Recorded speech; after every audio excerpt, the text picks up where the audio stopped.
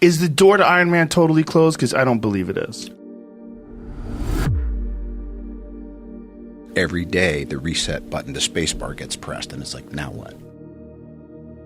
30 years he has struggled with a dangerous drug addiction that nearly destroyed him. And today, he says he's clean, he's in love. And so by the time you're in prison, that's not rock bottom for you? Nope. It's easy to embrace hopelessness when things seem insurmountable.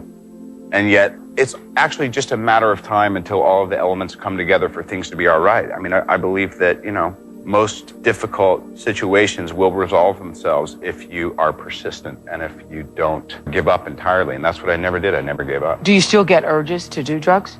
I have not even an inkling of a desire. It's not that difficult to overcome these seemingly ghastly problems. What's hard is to decide. That thing that you're wearing around your neck. Yes. Being as you are obviously known as being Iron Man, are you concerned with wearing a large thing in the exact same spot? Life is funny because I was doing this before I ever got fitted for the RT, so it was more of art imitating oddball stuff I was doing anyway.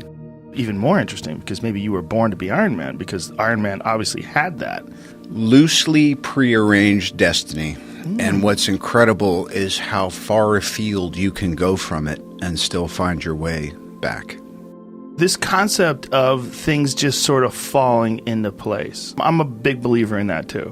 What is that though? Is that you getting out of your own way? Isn't that 70% of it? Yeah. Yeah. I'd say it's 70% maintenance of what can I do to do my part to stay out of the way. And then the other part, I always think of it as like this little super thin, invisible thread. But you can feel the tug and you just you have to be really gentle. You have to pause when agitated and you have to go for it when you're going to there's 4 walls in here. Which one has the map behind it? It's that one. And you knock down the wall and it's there, Yeah, what is that though? That's a... Synchronicity? Yeah. Intuition?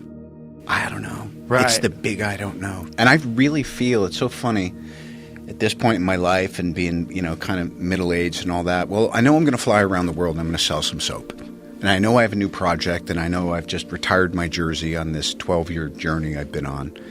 And how do I want to start? And it came up, how would you like it? I go, yes, that's exactly what I'm going to do.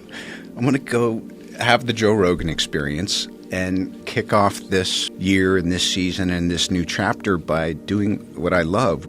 I think part of the reason I'm still so interested, not just in life, but also, getting to do what I do, is I'm a fan. I love movies. I love creativity. I love music. I love culture. And the fact that I actually have a place in it while I'm observing it and digging it is it's an honor. Even though he has a whole lot of money, even though he's Iron Man, dude, here's the deal. He's still nice. My daughter is 4 years old, and she says, Daddy, don't you know Iron Man? Can't you hook it up? It's my birthday. Can he come to my birthday? Can you make it happen, Daddy? And this is at his height.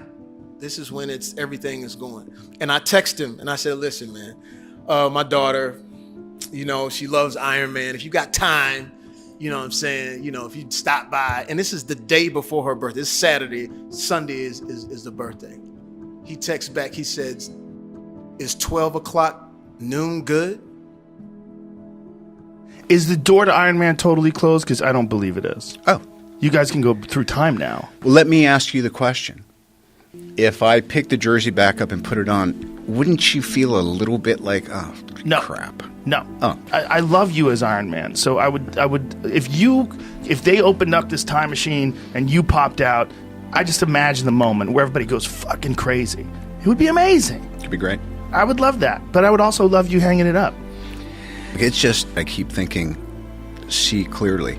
And it's difficult because I feel like we all just get buffeted by feelings and ego or fears or little, chips of resentments or intuitions that are tied to something maybe higher but you think is out of your reach or whatever. So I need to be kept right-sized because I can easily fall into self-seeking and depression and self-pity and judgment and all that stuff. It's kind of It's a bit of a default, but I spend enough energy and I've had enough help over enough years to actually just say, oh, that's just awful, destructive behavior. You're entertaining in your head, you know? If I'm noticing anything now, it's that we need to shift and we need new challenges. And just like society and politics, things are moving and morphing, and the information age is making things so... Everything's learning and growing from everything so quickly and improving or disproving. But for me, it's just incredible. Our culture never encourages taking a break, never encourages saying, don't chase that thing because you've got it in your hands. So confidence, you know, there's been times when I've felt I'm in possession of it, and then you want to let go a little bit because it's only ever the moment and life guiding you. The wind is so at your back that you're like, wow, are you just, you know, jumping over the waves and all that by yourself? And you're like, you bet I am. But there's a physics to the moment, and the wind's at your back. And then the wind does what the fucking wind does, and it changes. And if you're left there thinking, what, you know, so I think it's great to be in full possession of what you would call supreme confidence, and then see what happens if you don't hold on to it so hard, because it's great. But it is a bit of an illusion because, like everything else, it's always changing. Always know what your action is, because then when you come in the morning confident, or when you come in the morning and you can't hit your ass with both hands, you know what to do. Just boil down what it is you're doing, whether there's a camera around or just what am I doing today.